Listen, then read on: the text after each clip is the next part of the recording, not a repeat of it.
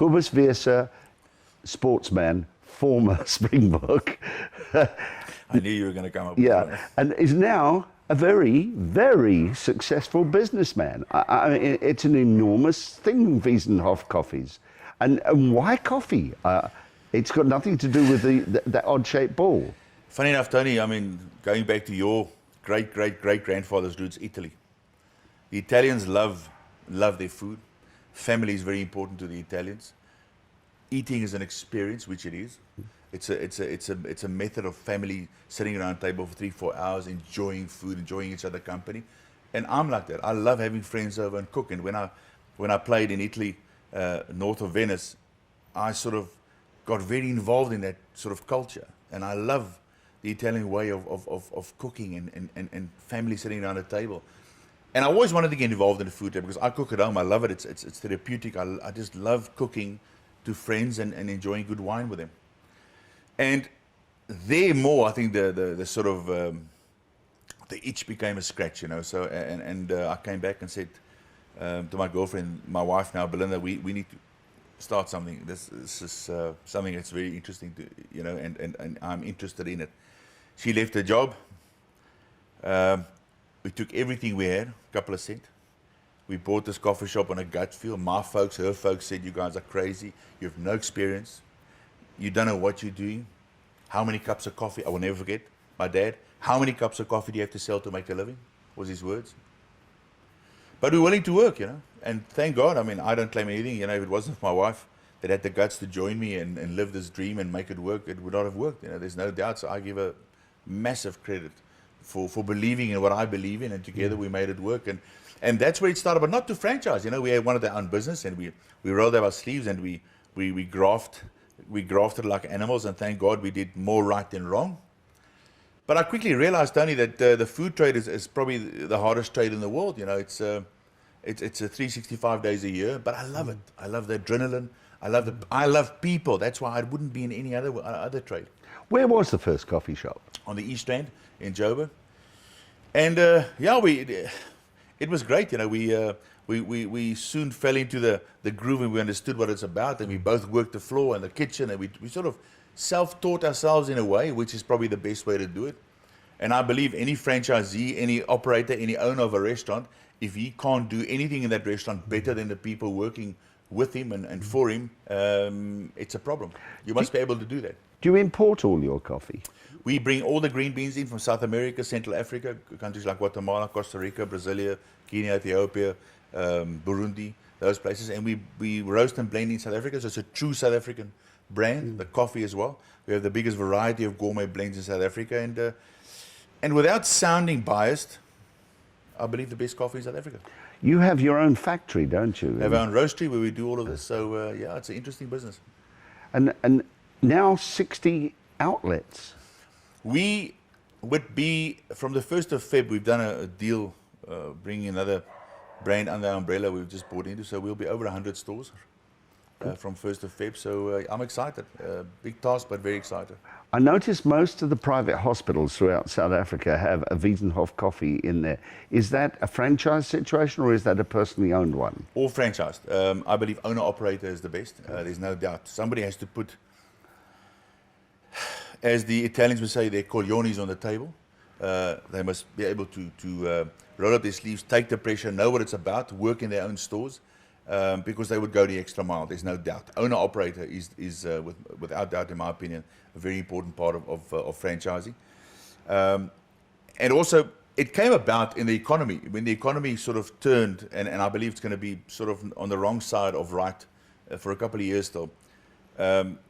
We opened the first one in a hospital. We also do a big deal with macro, those kind of environments, office environment. People said to me, "You're crazy. In a hospital?" I said, "Yes, but why not?" There were coffee shops in hospitals, but I thought they did it in the wrong way. A hospital is a very, very stressful environment. It's stressful emotionally for the doctors, for the nurses, for the patients, for the people visiting them. Nobody wants to be there. It's a grudge purchase. So have empathy, you know. And I said, people mustn't stand in a queue like in a hostel. I used to do it at the Paul Gym and wait for your food, and they slap some terrible stuff on your plate. Sit down, have empathy, nice music, let people relax, because they're already stressed emotionally immensely. And it flew from there. It did very well. Same with when you go to a macro, for instance. We have a boerewors stand outside because every South African loves a boerewors. Doesn't matter what language you speak or where you're from. The coffee shop inside, and we do the canteen. So people would go to macro, they would shop, and they would sit down and have some nice lunch, breakfast, have a boerewors roll, and drive off. So that's why I say there's so much possibilities in this country, and thankfully we saw that gap. How many people do you employ within your own business now? If you take everybody, like the waiters involved in every store, the managers. No, I was thinking more in your head office. Head office, yes. Head office from we would be from 1st of Feb will be about 38 to 40 people. So it's quite a small business enterprise. Yeah, it is. And has it been a financial problem to build it, or? Well, it went through its teething problems in the beginning. You know, you fight against the big dogs, but once they start phoning you, the big dogs, and say, "No, don't you want to sell?" You know that you're making headway. And have you been offered a buyout? Yes, no, for sure. But I don't want to be part of a big corporate where you just become a number. You know, it's a family business. My wife, myself started this business, and we would like to bring our kids into it one day, and I love it. I mean, some days are hectic, but I'm proud of it, and I don't claim any accolades. I say again, you know, I give my wife all the credit in the world for maybe being crazy enough to believe in what I believe in and willing to do it. But you have very little day-to-day influence up there, and you do talk very proudly and very well of the person that is running it up there at the moment. Yeah, I'm involved in the business on a daily basis, either via telephone, but I'm up there every week. So Mondays and Tuesdays every week I'm at head office. If I'm down here in the Cape or up there, when I have meetings, I would do it at various stores. So I'm very much involved via different avenues. And who do you rely on mostly up there to run the business? I think there's a lot of people. You know, we have a CEO called Rob Barrett. There's a guy called Andre Straden, who's our national brand manager. But I think the ops team that we have in general now is a strong team. Our factory manager, you know, is a guy that we went headhunting. For the first 10 years, it was frustrating, very frustrating, because people come and go, and people don't have pride, people don't have commitment. In this country, I thought soccer, rugby, cricket, netball were national sports and pastimes. It's not, actually. The blame game is the national sport in South Africa. Oh, but it's not me. I've asked him to do it. How can you be mad at me? I can only work so many hours. It's the blame game. I'm sick of the blame game. I've said to the guys at head office, we should have zero tolerance for incompetency. There is no excuse for incompetency. If I pay you more than the average in the market, the company wants their pound of flesh. Not an excuse, not blame game. Do your job.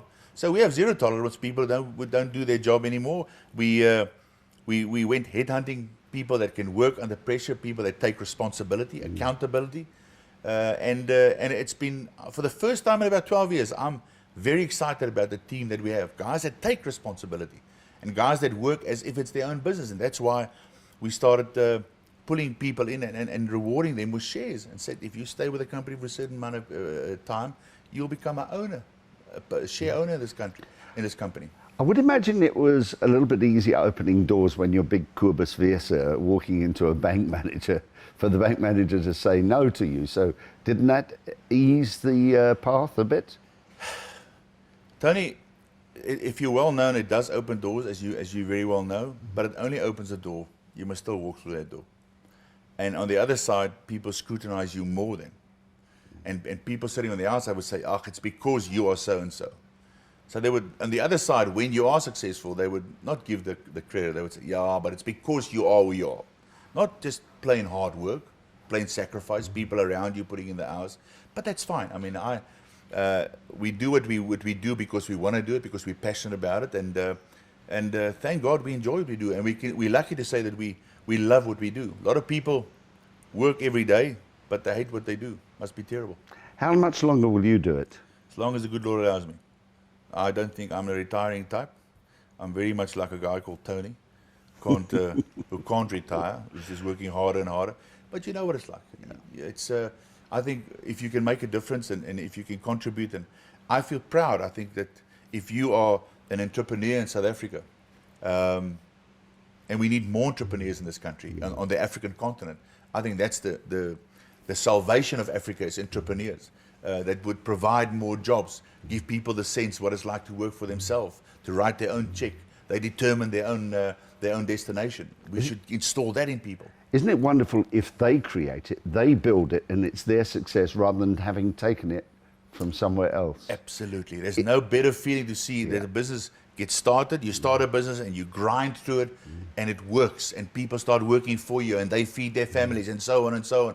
But they've done it themselves. They've done it themselves. It's pride of nation as well. Absolutely. Isn't that Builds maybe... confidence as well. Haven't we lost our pride a little bit? I think so. I think the fact, and going back again to the political situation, I think that's where we must get to a point now that it's good that the government takes farms and land and gives it to people, but they must work the farms. The farm doesn't produce itself. It must be worked by people. It's costing money and time. Unfortunately, that we haven't made that mind switch yet. Where do you see Wiesenhof in 10 years' time? The number one coffee company in South Africa, one of the biggest coffee companies in the world, and where people can express themselves, where people have a job, where they're part of the company, where they're part of a family, and they believe in the brand, and people in all their homes in South Africa, when they make a cup of coffee, it'll be ours.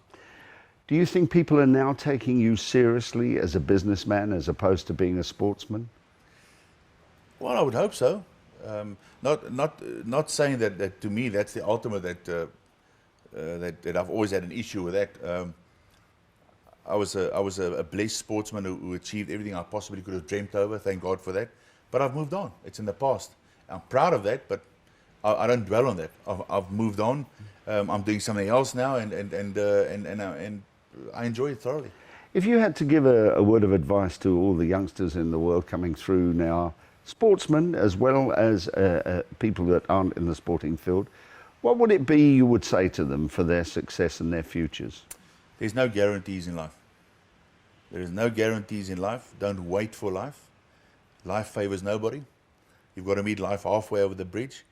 And the recipe for success is very much, in the words of the late Keith Christie's, is what he used to call the 4 Ds. It's all about dedication, determination, discipline, and desire. That's what it's about. Nothing more, nothing less. If you don't put in, you don't get out. That is the fact of life. And if you put in, and you're not going to be successful all the time, you're going to stumble, you're going to fall, you're going to crawl. But, I firmly believe via sport, I was taught this, it's not important how you fell, but it's very important whether you got up and carried on. And there's no disgrace, in my opinion. No disgrace in failure, but there is in a lack of trying.